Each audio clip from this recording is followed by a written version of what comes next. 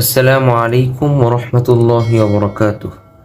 আজকে আমরা এই ভিডিওটির মাধ্যমে শিখব সূরা ইয়াসিনের 31 নং আয়াত থেকে 32 নং আয়াত পর্যন্ত। তো বেশি কথা না বাড়িয়ে শুরু করছি। প্রথমে আমি একবার রিডিং পড়ে যাচ্ছি 2 আয়াত, তারপর ইনশাআল্লাহ আপনাকে বানান করিয়ে পড়িয়ে দেব ইনশাআল্লাহ। أعوذ بالله من الشيطان الرجيم